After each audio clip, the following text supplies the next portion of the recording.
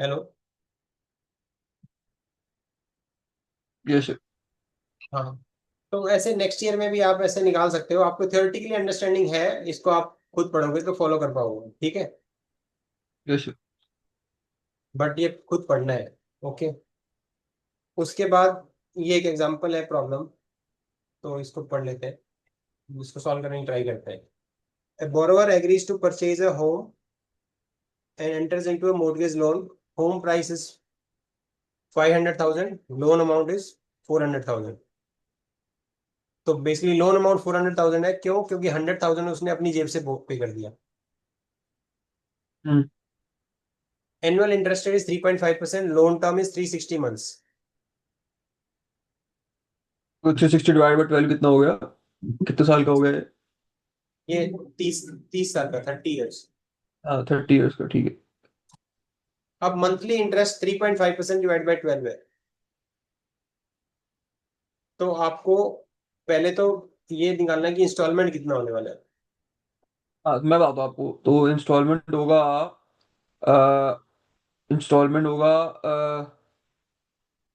Instalment वही ए ए निकालेंगे। ए से होगा इंस्टॉलमेंट का फॉर्मूला क्या होता है? A is equal to P into R क्या sir? Divide, P multiplied by R. P क्या होता था? P is principal amount. हाँ, sorry, P is principal. So principal is 400 into 3.50 divide by 12 upon 1 plus what we divided हाँ, one 0.29।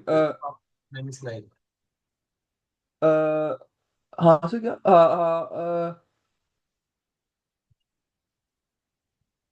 मैं लिख के करूँ एक बार? हाँ, तो P माइनस आर, तो मतलब 400 400,000 इंटू P इंटू आर है ना, तो आर है मेरा 0.291। 0.291%। ठीक है, अपॉन 1 माइनस है ना सर, 1 माइनस 1 माइनस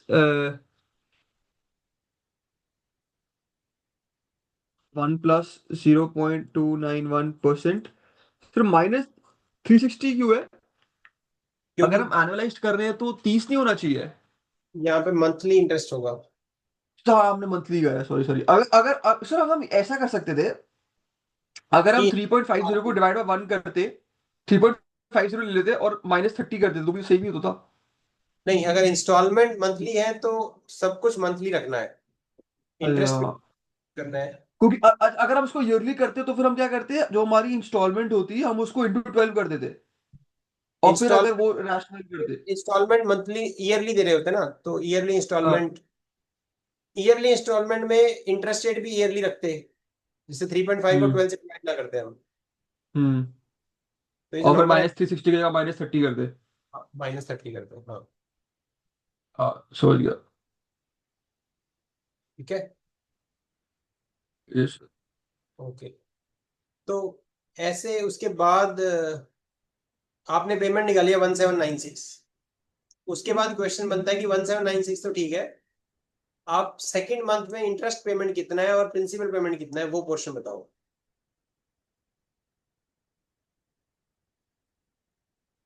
नहीं तो आसान है। हाँ, तो उसमें आपको रिमेनिंग प्रिंसिपल निकालना पड़ेगा। पहली बार में ये देखना पड़ेगा कि पहली बार में इंटरेस्ट कितना था, मंथली प्रिंसिपल कितना था, और प्रिंसिपल सब्ट्रैक्ट करने के बाद जो बचेगा वो रिमेनिंग प्रिंसिपल हो गया। रिमेनिंग प्रिंसिपल पे फिर ये जो इंटरेस्ट है वो इस रिमेनिंग प्रिंसिपल पे निकलेगा। हम्म। तो अब ये इंटरेस्ट कॉम्पोनेंट कम हो जाना चाहिए, ये इंटरेस्ट कॉम्पोनेंट कम होगा तो ये बढ़ जाना चाहिए। हम्म। ठीक है, तो ऐसे क्वेश्चन आ सकते हैं। उसके बाद आता है सिंकिंग फंड। बॉन्ड अमोर्टाइजेशन के दो और तरीके हैं, सिंकिंग फंड और वाटरफॉल स्ट्रक्चर्स। सिंकिंग फंड में क्या होता है कि एक फंड होता है जिसको गुल्लक की तरह होता है, कि वो जो कंपनी है वो अपना कुछ कुछ पैसा इकट्ठा कर रही है, हम्म। इसलिए कि जो बॉन्ड के नाम पे पैसे उधार लिए हैं वो हम हम्म। पैसे थोड़े अर्ली चुका दें, लास्ट में चुकाने की हम्म। बजाय थोड़ा पहले चुका दें। तो हम्म। सिंकिंग फंड में ये अरेंजमेंट होता है कि 2-3 साल बाद एक गुल्लक है हमारी जिसको हम एस्क्रो अमाउंट बोल रहे हैं, एस्क्रो अकाउंट, उस अकाउंट में कुछ पैसे इकट्ठे हो जाएंगे, जितने पैसे इकट्ठे होंगे उतने पैसे से हम कुछ बॉन्ड्स को रिटायर कर देंगे। रिटायर कर देंगे मतलब रिडीम कर देंगे कुछ बॉन्ड्स को, बोलेंगे इस जो होल्डर्स हैं उनको बोलेंगे अपना बॉन्ड मुझे वापस दे दो, मुझे अभी खरीदना है। हमें अपनी उधारी 2 साल और नहीं रखनी या 3 साल और नहीं रखनी। हम्म। ठीक है।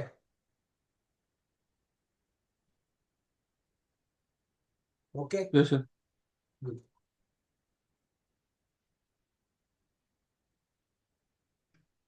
तो एसेट बैक सिक्योरिटी में एक होता है वाटरफॉल स्ट्रक्चर, जिसमें 3 ट्रांचेस बना देते हैं, जो मैं ऑलरेडी एक्सप्लेन कर चुका हूँ।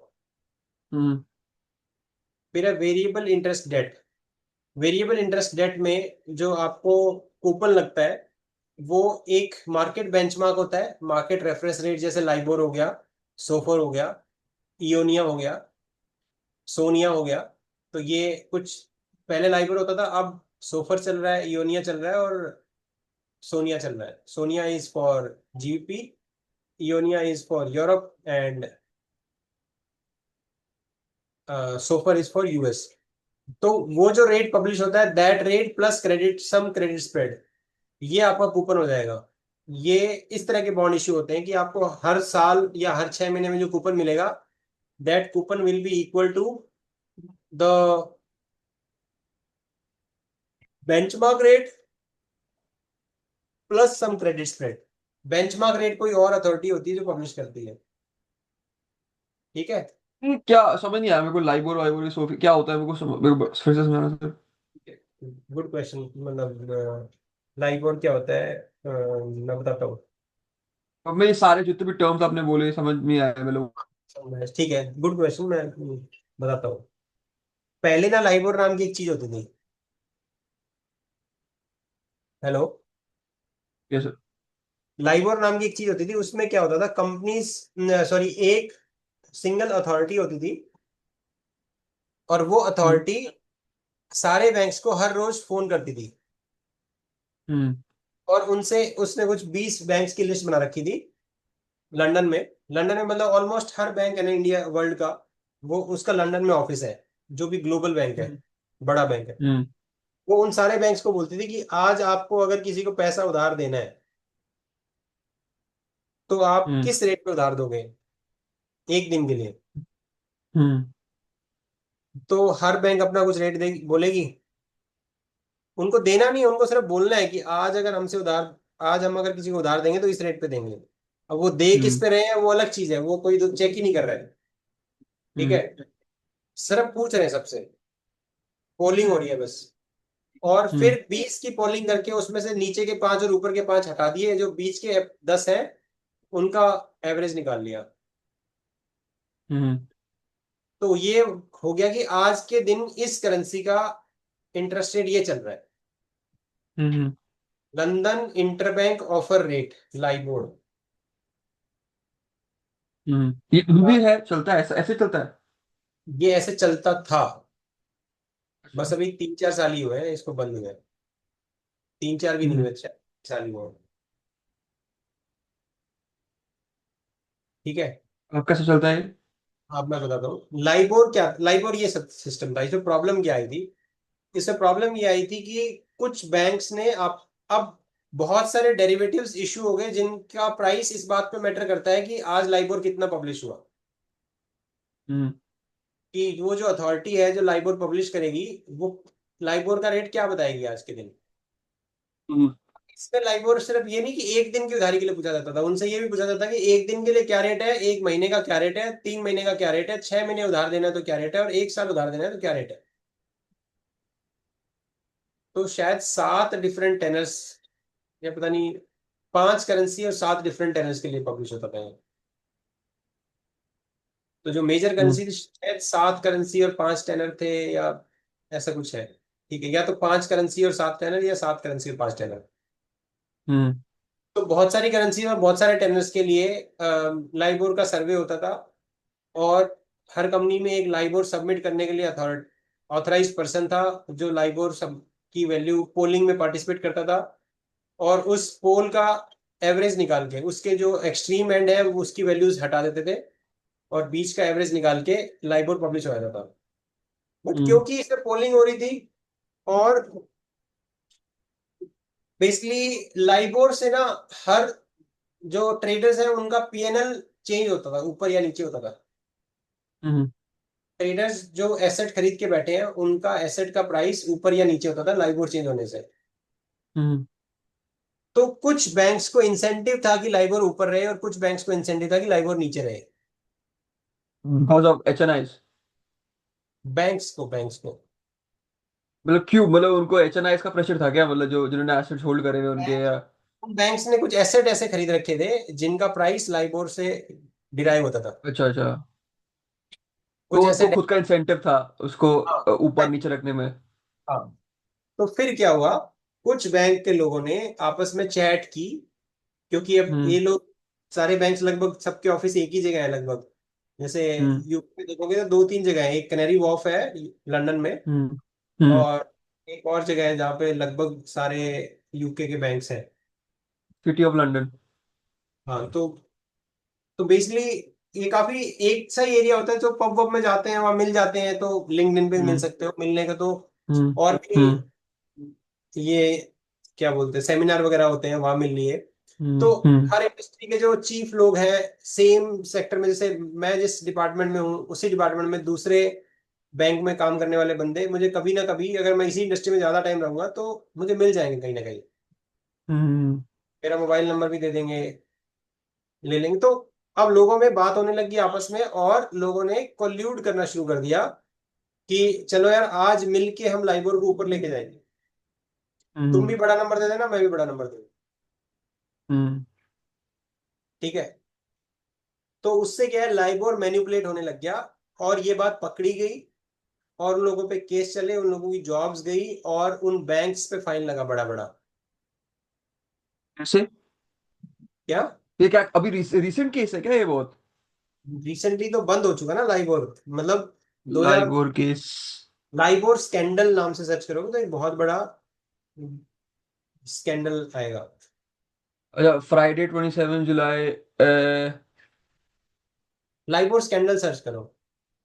हाँ, the LIBOR scandal was a series of fraudulent actions connected to the LIBOR and also the resulting investigation and reaction. LIBOR was an average interest rate calculated through submissions of interest rates by major banks across the world. The LIBOR scandal, but ये तो सुन, मतलब ये तो scanned, इसमें उनकी गलती थोड़ी ना है, ये तो मतलब तरीका ही गलत है। हाँ, तो ये तरीका गलत है सम हाउ, अब हमें लगता है तरीका गलत है, somehow at some stage peoples agree to this. This was weird, क्योंकि पोल कर रहे हो आप, पोल में बंदा कुछ भी बोले, उस इंटरेस्ट पे आपको एक्चुअली ट्रेड नहीं करना था, उस सिर्फ बोलना था कि मैं इस पे कर रहा हूँ। तो ये Tom hedge was a former trader of UBS Citigroup who was convicted of conspiracy to defraud and sentenced for 14 years in prison for consulting with others to dishonestly manipulate the London interbank offered rate as part of the LIBOR scandal. Oh, अच्छा। Okay. तो Yes, आई sir. Think मैं कहानी सुना दी, same वहां पे लिखी हुई है, ठीक है। Yes.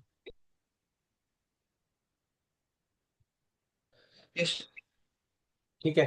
तो तो अब क्या नया आ गया लाइबोर की जगह? ये वाला लाइबोर अब है। अब बेसिकली ये हो गया कि कोई एक एजेंसी होगी जो रोज चेक करेगी कि आपस में जो इंटरेस्ट, किस इंटरेस्ट पे लेंडिंग हो रही है, एक्चुअल लेंडिंग किस रेट पे हो रही है। एक बैंक दूसरे बैंक से जब उधार ले रहा है तो किस रेट पे ले रहा है। तो जितनी भी डील्स होती हैं उन सब का एवरेज निकालते हैं कि इतनी डील हुई, इस प्राइस पे हुई उनका। अगर मान लो दो डील है, एक डील बहुत ज्यादा अमाउंट की हुई है और एक डील छोटे अमाउंट की हुई है, तो ज्यादा अमाउंट वाली डील के क्लोज होना चाहिए प्राइस। तो उनका वेटेड हम्म एवरेज निकालते हैं वो। ठीक है। तो अब जो एजेंसीज कुछ नंबर्स पब्लिश करती हैं, फॉर एग्जाम्पल एक नंबर है SONIA. SONIA is for sterling. Sterling कौन सी करेंसी है? पाउंड। पाउंड। ठीक है। ये याद रखने में मुझे कई साल लग गए, बट तुम लंदन में हो तो तुम्हें याद होगा। ठीक है। इयोनिया यूरो। ठीक है। So far. So far is for US. Toner is for JPY. तो ये these are basically rates. These are basically terminologies which actually calculate the average interest rate in the particular currency. MIBOR India का, ठीक है। तो SONIA is basically an interest rate at which actual deals happen on a certain date. उनका रोज जिस, averages हाँ उनका averages. तो इस, collected across all the banks. Data हाँ from across all the banks. From across all the banks every day. It's average, calculated. Yes. तो एक सिंगल प्लेटफॉर्म है जहां पे ये डील्स होती हैं, उस प्लेटफॉर्म पे जो डील्स होती हैं वो सब एग्रीगेट, एक अथॉरिटी होती है वो कर लेती है और पब्लिश कर लेती है, ठीक है। हम्म ऐसे ही यूरोप में होता है, ऐसे ही यूरोप में होता है, ऐसे ही यूएस में होता है, ऐसे ही जापान में होता है। माइबोर में भी इसी का एक वर्जन होता है। MIBOR is Mumbai interbank offer rate, ठीक है। वो तो क्या टोनार क्या है टोक्यो टोक्यो, यस। टोक्यो क्या Tokyo O overnight, A R का मुझे फुल याद नहीं है, but R is rate, A is I don't know, ठीक है। एनुअल रेट है, ठीक है। is तो मैं क्या बोल रहा हूँ कि ये स्टैंडर्ड रेट्स हैं, मार्केट रेफरेंस रेट है।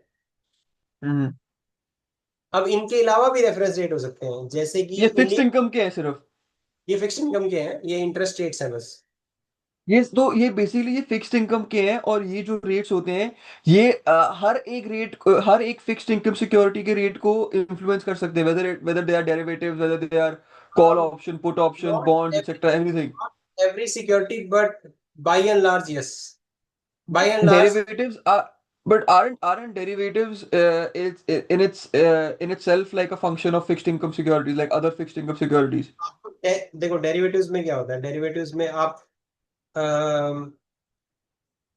एक ना स्वैप होते हैं, सोनिया के हम्म सोफर के कुछ स्वैप स्वैप होंगे, स्वैप। हम्म तो मार्केट में ना सोफर के स्वैप ट्रेड करते हैं। हम्म वो स्वैप क्या बोलते हैं कि एक एग्रीमेंट होता है कि एक बैंक और दूसरे बैंक के बीच में एग्रीमेंट होता है कि एक बैंक बोलता है मैं फिक्स तुझे 5% इंटरेस्ट दूंगा पूरे, लेट से 5 साल का स्वैप है, तो हम्म 5 साल तक तुझे 5% इंटरेस्ट दूंगा हर दिन, ठीक है। दूसरा बैंक हम्म बोलता है हर रोज जो सोफर का रेट पब्लिश होगा ना, वो रेट तुम्हें दूंगा। हम्म मतलब एक बंदे को तो फिक्स्ड इंटरेस्ट रेट रिसीव हो रहा है और दूसरे को इंटरेस्ट रेट रिसीव हो रहा है जो चेंज हो रहा है सोफर के साथ हाँ, हर रोज।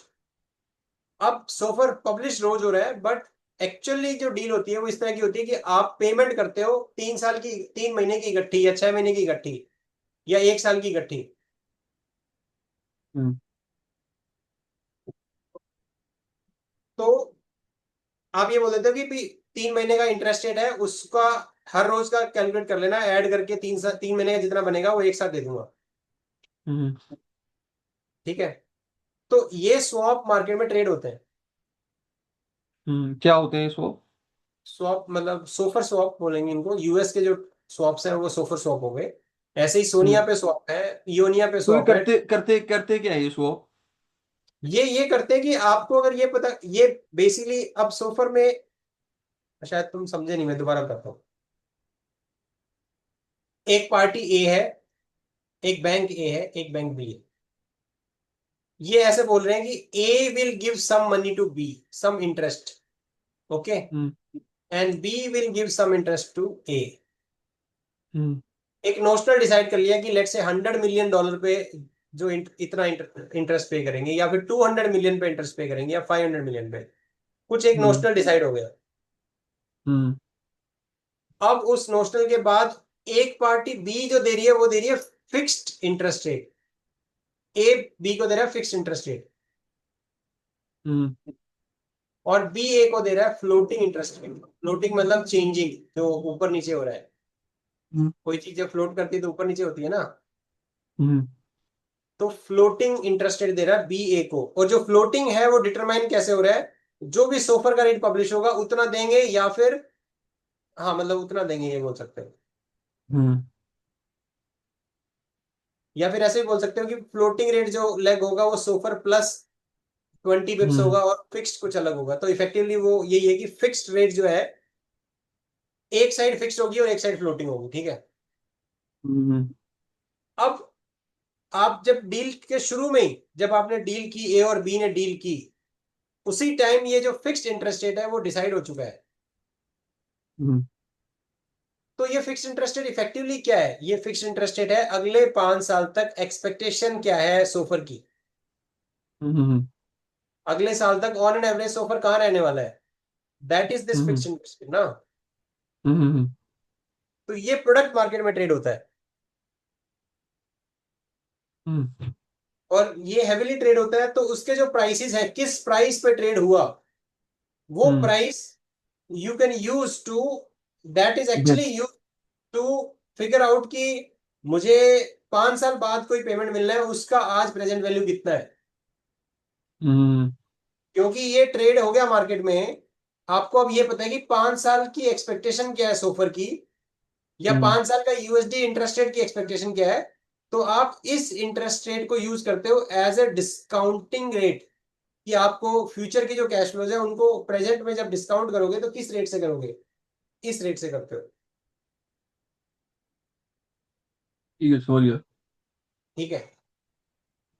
तो कुछ बॉन्ड्स इशू होते हैं ऐसे जो बोलते हैं कि मार्केट रेफरेंस रेट, जो कि सोफर हो सकता है, इयोनिया हो सकता है, सोनिया, टोनर, माइबोर, कुछ भी हो सकता है, plus some credit spread depending on. अब दो कंपनी है यूएस में, एक कंपनी ऐसी है जिसपे हर किसी को ट्रस्ट है, और एक कंपनी ऐसी है जिसको कोई ट्रस्ट नहीं करता। तो हम्म जो कंपनी ऐसी है जिसको कोई ट्रस्ट नहीं करता, उसको बोलना पड़ेगा कि मैं कूपन दूंगा सोफर +2%। कूपन पे सोफर क्या? ये कूपन की बात कर रहा है ना ये हाँ, ये कूपन, ये बॉन्ड जब इशू करेगा तो कूपन देगा सोफर +2%। एक और कंपनी है जिसको हर कोई ट्रस्ट करता है, रेस्पेक्ट करता है, वो बोलेगा मैं कूपन दूंगा सोफर +0.1%। माइनस भी हो सकता है सोफर -1 0.2%। माइनस तो नहीं होगा, पॉजिटिव रहेगा, ठीक है। तो हाँ सर एक क्वेश्चन था तो लंदन में अभी क्या यूज होता है मतलब यूके के अंदर अभी भी लाइबोर यूज होता है। यस, सोनिया यूज होता है, सोनिया। अच्छा लंदन में सोनिया यूज होता है। मैंने एक हाँ। जॉब डिस्क्रिप्शन में पढ़ा था हम्म। लाइबोर के बारे में but why why are they still using LIBOR समझ नहीं आया मेरे को। क्या भाई? मैंने एक जॉब डिस्क्रिप्शन में पढ़ा था that they are still interested in LIBOR rates and etcetera but अभी तक क्यों है लाइबोर में दो इंटरेस्टेड। डील पहले हो चुकी है लाइबोर में हम्म और एक्सपायर नहीं हुई है, उनकी हम्म प्राइसिंग के लिए एक जुगाड़ बनाया गया है। और वो जुगाड़ कुछ कंपनी ढंग से इंप्लीमेंट कर पाई है, कुछ छोटी कंपनी हो सकता है इंप्लीमेंट ना कर पाई हो, वो लाइबोर यूज कर रही हो। अच्छा लाइबोर का बेसिकली एक प्रॉक्सी बनाया हुआ है, कि लाइबोर तो पब्लिश नहीं हो रहा, लाइबोर का एक प्रॉक्सी बना लिया हम्म इयोन हम्म सोनिया को यूज करके, हम्म उसको यूज कर रहे हैं। ठीक है सर। तो इफेक्टिवली उसको अभी भी मार्केट रेफरेंस रेट की जब भी बात आती है तो वर्ड लाइबोर याद आ जाता है सबको। मतलब मुझे वैसे लाइबोर बोलना भी जरूरत नहीं था, मुझे बाकी सब बोलना चाहिए था, बट लाइबोर अब इतने सालों तक रहा है ना, तो जब भी मार्केट रेफरेंस रेट की बात आती है तो एक बार लाइबोर का जिक्र हो ही जाता है, ठीक है। तो ये वेरिएबल इंटरेस्ट रेट डेट होते हैं, इनको फ्लोटिंग रेट नोट्स भी बोलते हैं। हम्म तो फ्लोटिंग रेट नोट्स में एक मार्केट रेफरेंस रेट होगा प्लस सम क्रेडिट स्प्रेड होगा। क्रेडिट स्प्रेड डिपेंड करेगा कि कंपनी की क्रेडिट वर्दिनेस कैसी है, जिसकी क्रेडिट हम्म वर्दिनेस कम होगी उसको ज्यादा कूपन देना पड़ेगा, हाँ ओके। फिर एक होते हैं step up bonds. Step up bonds बोलते हैं कि अगर तुम्हें ये लग रहा है कि टाइम के साथ साथ इन्फ्लेशन बढ़ेगा, इन्फ्लेशन बढ़ेगा तो इंटरेस्ट रेट, किसी भी रीजन से आपको ये लग रहा है कि मुझे तो भाई फ्यूचर में ज्यादा इंटरेस्ट रेट चाहिए, तो स्टेप अप बॉन्ड्स वो डिमांड पूरी करते हैं। वो ये बोल देते हैं कि हम कुछ टाइम बाद इंटरेस्ट रेट बढ़ा दें, कूपन कूपन रेट, ठीक है।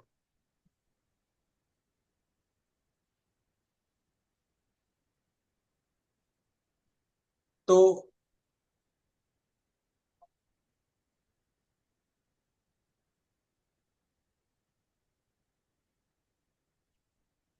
An example of cash flow changes based on an event are higher coupons in the event of deterioration of credit quality. This provide investor with greater comfort if they will be compensated for cost increase.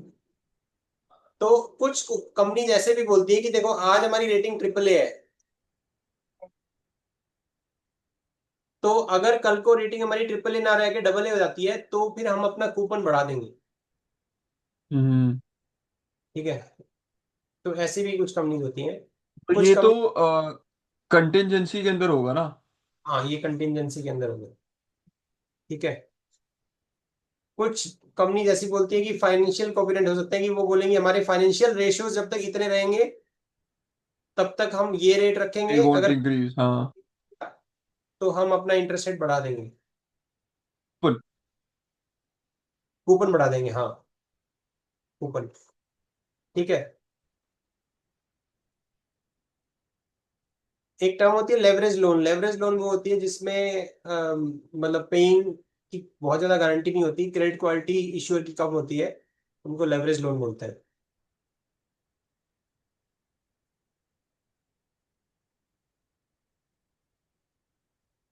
ठीक है, फिर एक है pi के bond. An issuer concerned about potential cash flow problems in the future might seek to add a payment in kind feature. Payment in kind feature क्या करता है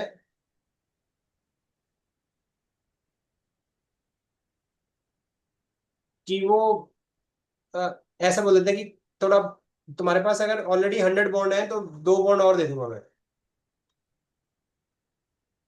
free में। क्या? फ्री में? फ्री में। हाँ फ्री में।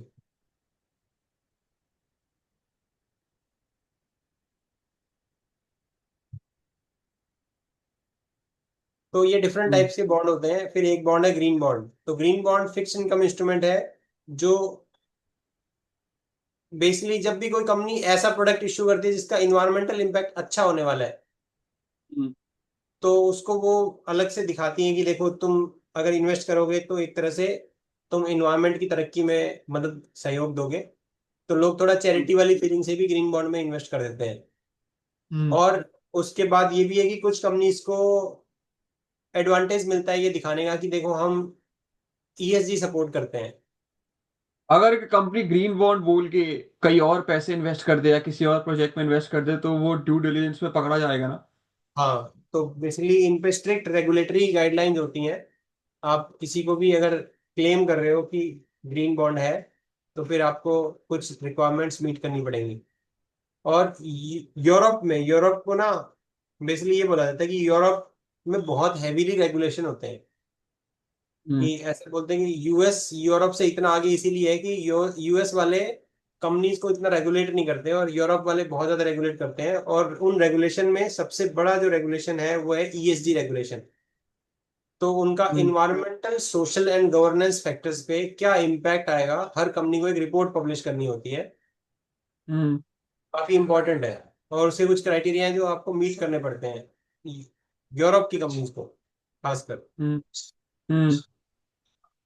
तो अब अगर एक कंपनी ग्रीन बॉन्ड में इन्वेस्ट कर रही है तो हो सकता है उनको ईएसजी फैक्टर पे थोड़ा बेनिफिट मिल जाए। हम्म। ठीक है, तो ये डिफरेंट टाइप्स ऑफ बॉन्ड्स हैं। फिर एक इन्फ्लेशन लिंक बॉन्ड है जहां पे जैसे जैसे इन्फ्लेशन बढ़ता है वैसे वैसे आपका इंटरेस्ट रेट बढ़ा देते हैं। हम्म। ऐसे बॉन्ड्स को लिंकर्स बोलते हैं, जो यूके में बहुत पॉपुलर है। यूके में जस्ट लिंकर्स वर्ड से ऐसा लगेगा, लिंकर मतलब किससे लिंक, बट हम्म। ये ऑटोमेटिकली अंडरस्टूड होता है कि लिंकर का मतलब है इन्फ्लेशन लिंक बॉन्ड। हम्म। तो उसमें फिर दो टाइप की वैरायटी आती है, एक सीपीआई और एक आरपीआई। हम्म। तो दो डिफरेंट इन्फ्लेशन इंडेक्स हैं, उन उनसे लिंक बॉन्ड होते हैं। ठीक है, फिर एक टाइप ऑफ बॉन्ड है, एक्चुअली अभी आज हम ना दो ही क्लास करेंगे, ठीक है। ठीक है सर, तो कर लेते हैं सर। हाँ, तो ट्रेजरी, उसके बाद एक आता है ट्रेजरी इन्फ्लेशन प्रोटेक्टेड सिक्योरिटीज, जो यूएस की ट्रेजरी इशू करती है। और वो ये बोलती है कि हम जो कूपन दे रहे हैं वो इन्फ्लेशन प्रोटेक्टेड है, मतलब जैसे जैसे इन्फ्लेशन बढ़ेगा वैसे वैसे आपका कूपन बढ़ता रहेगा। ठीक है। Yes, sir. तो इनको टिप्स बोलते हैं, टिप्स की फुल फॉर्म है ट्रेजरी इन्फ्लेशन प्रोटेक्टेड सिक्योरिटीज। जैसे जैसे इन्फ्लेशन बढ़ता है वैसे वैसे आपका कूपन बढ़ता रहेगा। फिर एक है कैपिटल इंडेक्स बॉन्ड। वो किसी प्राइस इंडेक्स ऐसा हो सकता है कि जैसे इन जनरल जो प्राइसेस होते हैं, हम्म इन्फ्लेशन इंडेक्स ही हो गया एक तरह का, हम्म उनके साथ लिंक्ड टिप्स होते हैं, उनको कैपिटल इंडेक्स बॉन्ड बोलते हैं। हम्म ठीक है। फिर एक है इंटरेस्ट इंडेक्स बॉन्ड्स।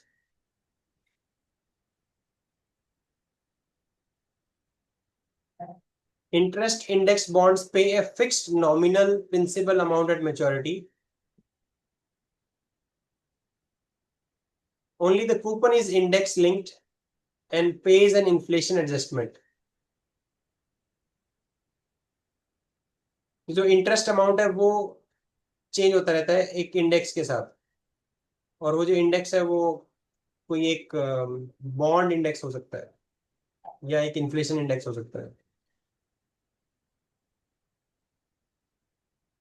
तो ये बेसिकली बस ये बताने के लिए है कि डिफरेंट टाइप्स ऑफ बॉन्ड्स होते हैं, सबकी आपको बहुत ज्यादा याद करने की जरूरत नहीं है कि कौन सा क्या होता है। ठीक है। मोस्टली सीएफए का पेपर न्यूमेरिकल टाइप ही ज्यादा आता है, डेफिनेशन बेस्ड नहीं आता। तो अगर सवाल आएगा तो वो ये जो न्यूमेरिकल है ना, टिप्स का कैश फ्लो, इस पे आएगा। तो ये एक बार पढ़ लेना, और मतलब देख लेना कि ये तुमसे हो पा रहा है क्या। अगर तुम्हें हो पाएगा तो ठीक है, नहीं हो पाएगा तो मुझे बता देना कि मेरे से ये प्रॉब्लम एग्जाम्पल हुआ नहीं, और फिर हम उसको अगली क्लास में सॉल्व कर लेंगे। ठीक है सर। ठीक है। फिर जीरो कूपन स्ट्रक्चर क्या होता है, जिनमें आपको कूपन नहीं मिलता, बस लास्ट में 100 रुपीज मिल जाते हैं या जो भी उसका फेस वैल्यू वो मिल जाता है। हम्म तो zero coupon bonds repay principal at maturity but have no coupon payments. तो वैसे तो तुम्हें पता ही है जीरो कूपन बॉन्ड क्या होते हैं। तो जीरो कूपन हम्म बॉन्ड को डिस्काउंट बॉन्ड भी बोलते हैं, क्योंकि जीरो कूपन बॉन्ड को जब खरीदोगे तो आप 100 से कम पे ही खरीदोगे। हम्म ठीक है। तो जो प्राइस शुरू में आप पे करते हो और जो फाइनली प्रिंसिपल मिलता है, उस प्राइस उस डिफरेंस में ही इंटरेस्ट इंक्लूडेड होता है। वही इंटरेस्ट होता है बेसिकली। ठीक है। और zero coupon bond typically less than 12 months के लिए इशू होते हैं। लॉन्गर टेनर के लिए टिपिकली लोग ऐसे होता नहीं है कि आपने पैसे दे दिए और आपको 10 साल का बॉन्ड है, 10 साल तक कुछ नहीं मिल रहा और 10 साल के बाद ही मिल रहा है। तो 10 साल तक अगर आपको कुछ कुछ मिलता रहेगा तो एक तो आपको भरोसा रहेगा कि हमने बॉन्ड खरीदा हुआ है। हम्म और हर महीने अगर एक बंदा या हर साल कुछ पेमेंट कर रहा है तो आपको ट्रस्ट रहेगा कि हाँ, एक तो पार्टी देने वाली एडमिट कर रही है कि हाँ हमने कुछ पैसे लिए हुए हैं, और वो टाइमली पैसे दे रहे हैं, तो ये भी ट्रस्ट रहता है कि ये कंपनी बैंकरप्ट नहीं हुई है अभी।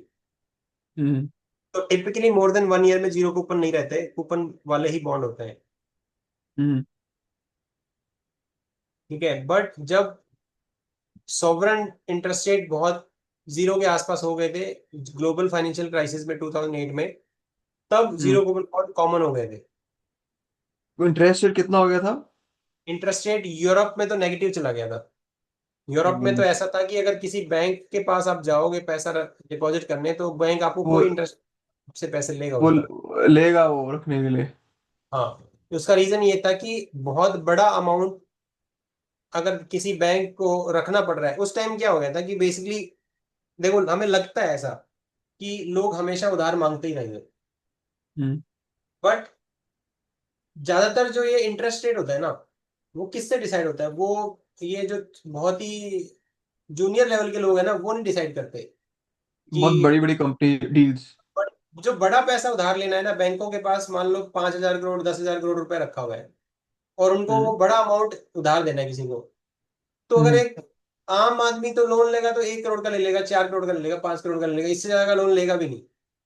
हजारों करोड़ में जो पैसा है वो कहाँ खर्च होगा, वो खर्च होगा कंपनीज को लोन देने में। तो बड़ी बड़ी हम्म कंपनीज लोन लेती हैं, और वो लोन ज्यादा लेंगी तो इंटरेस्ट रेट ज्यादा होगा, वो लोन कम लेंगी तो इंटरेस्ट रेट ज्यादा कम होगा।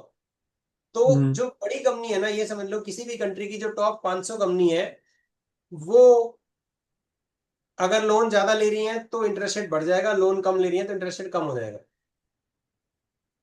तो वो कंपनी डिटरमाइन करती है कि इंटरेस्ट रेट क्या होगा। इंडिया का क्या चल रहा है अभी, माइबोर रेट क्या है अभी? इंडिया में कुछ 5.5, 5.5 है के आसपास। माइबोर रेट इन्फ्लुएंस करता है करंट इंटरेस्ट रेट इंडिया का? रेपो रेट से माइबोर, आरबीआई जो रेट रखेगी ना, हम्म। आरबीआई अपना एक रेट रखती है कि मुझसे उधार लेना है तो किस रेट पे लोगे। रोज निकालती है? रोज नहीं निकालती, मतलब हर 2 महीने में एक मीटिंग करती है। तो आरबीआई जैसे का करंट क्या है अभी? अभी 6 जून को हुआ था, और 6 जून को आरबीआई ने एक सरप्राइज दिया था बहुत बड़ा। क्या? सरप्राइज ये दिया था कि इस 6 जून से पहले 8 अप्रैल को मीटिंग थी, ठीक है। हम्म। मतलब 8 अप्रैल और 6 जून, लगभग 2 महीने का गैप हो गया, ठीक है। तो हम्म। 8 अप्रैल को पहले क्या हो रहा था, इंटरेस्ट रेट बढ़ रहे थे लगातार, हम्म। ग्लोबली भी, इंडिया में भी। हम्म। अभी इस 8 अप्रैल में जो मीटिंग हुई, उसमें पहली बार 25 बेसिस पॉइंट इंटरेस्ट रेट कम हुआ था। हम्म।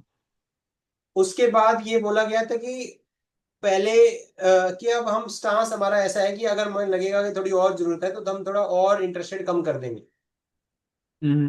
लोगों को लग रहा था अगली मीटिंग में 25 बेसिस पॉइंट और कम होगा। हम्म। फिर आरबीआई ने एकदम से बोल दिया कि 25 बेसिस पॉइंट नहीं, हम 50 बेसिस पॉइंट कम कर रहे हैं। बट उसके हम्म। बाद ये भी बोल दिया कि अब हमें जो करना था कर दिया। अब इसके बाद अगर हमें बहुत ही ज्यादा जरूरत लगेगी तो हम करेंगे, अदरवाइज हमसे उम्मीद मत करना कि हम और इंटरेस्ट रेट कट करेंगे। तो कितना अभी प्रेजेंटली कितना है? प्रेजेंटली 5 पॉइंट समथिंग है, शायद 5.5 है।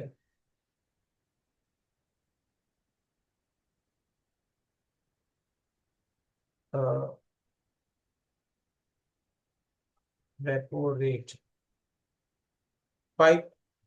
अरे 5% है? हाँ, 5% है ना? कहाँ देखा 5%। नहीं ऐसा नहीं, हाँ सॉरी नहीं। अ, रेपो रेट 5.5% है।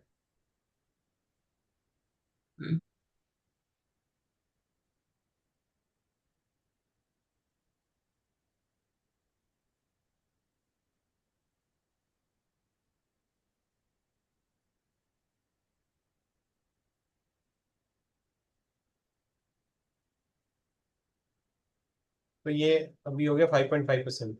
ओ अभी इससे पहले कितना था वो सब प्लेट्यू की कितनी वैल्यू है? पहले 6 था। वो प्ला वो प्लेटू मतलब एक लंबे टाइम तक सेम रहा था, 6.5। 6.5? अच्छा अच्छा अच्छा। फरवरी 2023 से तो लेके। अगर मैं अभी इंडिया में लोन लूंगा तो मेरे को 5.5 का मिलेगा? नहीं, ये वो इंटरेस्ट रेट है जिसपे आरबीआई बैंक्स को लोन देती है। अब बैंक्स इस रेट पर नहीं देती, बैंक्स इससे थोड़ा सा ज्यादा देती हैं, मतलब थोड़ा अपना मार्जिन भी ऐड करेंगी ना। ये अगर 5.5 है तो 6, 6.5? तो 5.5 अगर आरबीआई का रेपो रेट है तो कोई भी बैंक 5.5 से कम में नहीं देगा, 5.5 से ज्यादा में ही देगा। हम्म। अब ज्यादा कितने ज्यादा में देगा, एक तो अपना मिनिमम मार्जिन तो हर एक बैंक ऐड करता ही है कि 1% हो गया या 2% हो गया, हम्म। एक मार्जिन ऐड कर दिया। वो मिनिमम हम्म। रेट होगा, इससे कम रेट में तो हम किसी को भी लोन नहीं देंगे, चाहे सब अंबानी खुद आ जाए या अदर। तो वो माइबोर रेट होगा ना? नहीं, वो माइबोर रेट नहीं है। माइबोर रेट तो is rate at which banks lend to each other. and what is the average rate called in which bank loan to normal people? देखो, नॉर्मल पीपल में ना, नॉर्मल पीपल की कैटेगरीज होती हैं। एक हो गया रिटेल जनता, जिसमें बस ये देखना कि हाँ इसके पास सैलरी कितनी है, वो सब देखिए आप। तो हम्म। रिटेल जनता का एक अलग